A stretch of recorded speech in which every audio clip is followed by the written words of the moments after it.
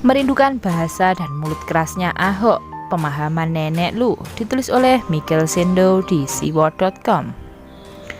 Hari ini saya tiba-tiba merindu untuk kembali bisa mendengar kata-kata yang keluar dari mulut Ahok dan bahasa penuh kepolosan dia tanpa dibuat-buat, yang kadang punya daya kejut luar biasa. Tagline-nya kasar, beringas, tajam, hahaha. Daya kejut berjuta makna, mari kita belajar bersama.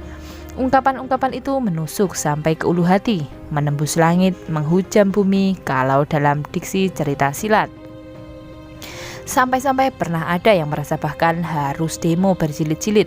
Telinga mereka tak kuat, hati mereka bergetar. Ada kawan yang bilang, kok lo pengen banget dengerin lagi mulut Ahok yang kasar dan tak punya etika itu. Nah, ini dia yang orang sering salah kaprah. Bagi saya, gaya bicara Ahok yang keras dan apa adanya itu mempesona, asal kita paham maksudnya dan maksud baik di balik maksudnya itu. Kata-kata seperti pemahaman nenek lu, bajingan, atau brengsek, dan masih banyak lagi adalah kata-kata yang sebetulnya indah kalau diarahkan ke orang atau persoalan yang tepat. Jadi begini loh ya saudara-saudaraku sekalian, secara deskriptif, etika itu sesuatu yang sifatnya mutlak atau absolut, tidak berubah. Sesuatu yang universal serta timeless. Kalau etiket itu lain lagi, dia bersifat lokal, situasional, selalu dimaknai relatif. Disitulah letak paling fundamental pembeda antar etika dan etiket. Jadi jangan bilang karena mulut Ahok kasar lalu dia serta-merta tidak beretika. Sekarang kita paham dan menjadi mengerti, etika itu sederhananya adalah sebuah konsep benar atau salah, baik atau buruk yang tak bisa ditawar-tawar. Dia tidak tergantung apalagi bergantung pada situasi dan kondisi. Kenapa pembedaan itu menjadi penting? Karena sebagian orang yang menyalahartikan etikanya Ahok adalah dengan melihat dari cara bertuturnya Ahok, serta sikap temperamentalnya yang muncul pada saat berucap. Padahal hal tersebut bukanlah mengenai etika melainkan etiket semata, beda. Soal sikap temperamentalnya Ahok, menurut saya itu adalah tipikal personality yang tidak terpisahkan dari dirinya sendiri. Kita tidak mungkin mengubah atau mengharapkan Ahok menjadi orang lain yang bukan dirinya. Memaksakan Ahok berubah supaya cocok dan sesuai dengan selera atau keinginan kita untuk kita itu keliru. Salah besar itu, Ahok akan menjelma jadi Ahok-Ahokan kalau itu dipaksakan. Dalam teori speech ads oleh J.L. Austin, bertutur itu dapat dibedakan dalam 3 unsur, yaitu lokusi, ilokusi, dan perlokusi atau bukan persekusi. Jangan salah baca. Ketika Anda bertutur secara aktual atau apa yang dikatakan, maka itu lokusi. Nah, sikap atau gaya yang muncul ketika Anda bertutur itu ilokusi. Contoh, marah, mengancam, bersumpah, dan yang lainnya. Lalu perlokusi itu sendiri adalah dampak yang diharapkan bagi para pendengar. Contohnya apa? Misalnya menjadi takut, menjengkelkan, meyakinkan, dan sebagainya itu. Dari ketiga unsur speech ad di atas itu, ingatlah bahwa yang amat menentukan pemaknaan ternyata adalah ilokusi dan perlokusinya. Sekarang mari kita lihat apa yang sering Ahok lontarkan dan membuat mereka merah kuping orang lain. Misalnya ketika Ahok mengatakan brengsek dan bangsat atau juga bajingan, maka menjadi jelas bahwa ilokusi dari kata-kata tersebut adalah luapan kemarahan yang sarkas yang tentu saja dijumpai unsur cacian di situ. Marah untuk sesuatu yang atasnya kita pantas marah, tentu sesuatu yang wajar, bahkan harus. Setelah itu kita lihat perlokusinya. Kita harus telisik lebih dalam lagi tentang apa sebetulnya yang diharapkan Ahok dari sikap dan gaya marah-marahnya itu bagi para pendengar.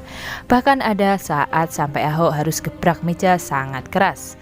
Kemarahan atas kejahatan korupsi, penipuan, pencurian, ketidakadilan sosial, persekongkolan dalam kejahatan bagi seorang Ahok adalah pantas dan wajar saja. Makanya dia marah terus bila bersua dengan kenyataan yang seperti di atas itu. Bagi dia semuanya itu adalah sesuatu yang sangat jahat dan sudah berulang kali terjadi sehingga pantas diteriaki, disemprot, dihajar. Hal-hal seperti itu memang pastilah akan membuat Ahok dating. Dan kemarahan untuk itu wajar sangat, gak ada yang berlebihan kok. Hasilnya hampir sebagian besar ruang kenyamanan para koruptor dan pejabat penjahat sontak tertutup rapat. Itulah sebabnya pula Ahok pun dimusuhi habis-habisan. Untuk itulah, pada banyak kesempatan Ahok sengaja menunjukkan sikap marahnya yang dianggap kasar itu. Perlokusinya, Ahok berusaha menanamkan tanda awas kepada pendengarnya untuk tidak main-main terhadap korupsi. Jangan coba-coba menyelewengkan jabatan dan kekuasaan. Taruh perhatian sungguh-sungguh untuk pekerjaan yang erat kaitannya dengan keadilan sosial masyarakat miskin. Dan jangan memanipulasi apapun dalam bekerja. Pesan itu tegas tersampaikan. Bagi saya, menghadapi para maling tidak perlu bersopan santun secara semu. Saya menyebutnya sebagai sopan santun artifisial. Percuma itu, jangan sampai kita terjaga adat dengan senyum-senyum menghadapi para bandit dan pencuri uang rakyat. Apakah orang yang menegur kasar atau memakai ungkapan sarkasme maka serta-merta dapat dianggap sebagai tidak sopan, lalu kemudian dicap tidak beretika? Salah kaprah. Justru yang tidak beretika adalah pejabat-pejabat yang malas, tidak mau bekerja, yang korup dan tidak adil, serta entah apalagi mereka itu jangan dibolak-balik. Untuk apa misalnya sudah tahu Anda adalah seorang maling, lalu harus saya anggap sebagai orang terhormat dan bermanis bibir? Jangan kita terlalu sensitif dengan kesopanan santunan semu seperti itu, tetapi di lain pihak menisbikan atau mengabaikan perilaku seseorang yang sesungguhnya. Lagi-lagi tidak perlu kita bermanis bibir terhadap para pelaku kejahatan. Itu yang dilakukan Ahok sebetulnya. Lebih baik teguran keras yang nyata-nyata diungkapkan daripada kasih yang tersembunyi. Demikian kata sebuah ujar-ujar. Lagi pula, kalaupun ada ungkapan atau maaf, bajingan dan brengsek, itu tepat sasarannya kenapa harus tidak boleh diungkapkan. Seorang penjahat tetaplah penjahat, selebar apapun senyum kau arahkan padanya. Seorang bajingan akan tetap bajingan, dan semua yang berperilaku brengsek akan tetap brengsek, sekalipun ungkapan dan sebutan manis Anda sematkan pada diri mereka. Para bajingan, brengseker, blackcocker, maling, koruptor, jangan kita anggap sebagai malaikat.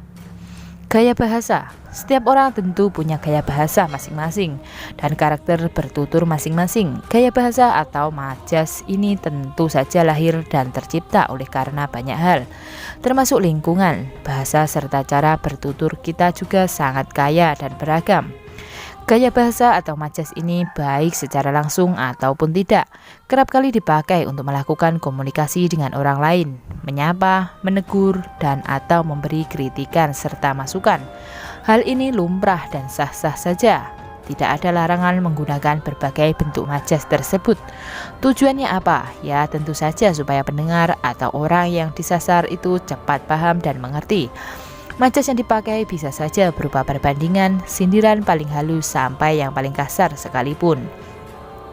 Dengan menggunakan majas, kita berharap pesan yang ingin disampaikan benar-benar mampu menohok, menampar, dan mengena langsung ke orang yang dituju dan bisa dipahami secara jelas. Kita mengenal ada gaya bahasa atau majas perbandingan, misalnya majas alegori atau kiasan, metafora, eufemisme, atau ini menarik akan kita bahas selanjutnya nanti, dan lainnya. Ada juga majas sindiran, misalnya saja ironi, sarkasme, atau yang sering juga digunakan Ahok, satir, sinisme, dan lain sebagainya.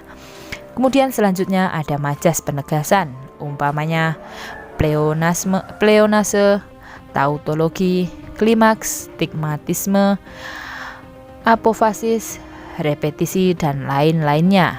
Masih ada lagi majas pertentangan ini, misalnya ada pada paradoks, antitesis, oksimoron, anakronisme, dan sebagainya.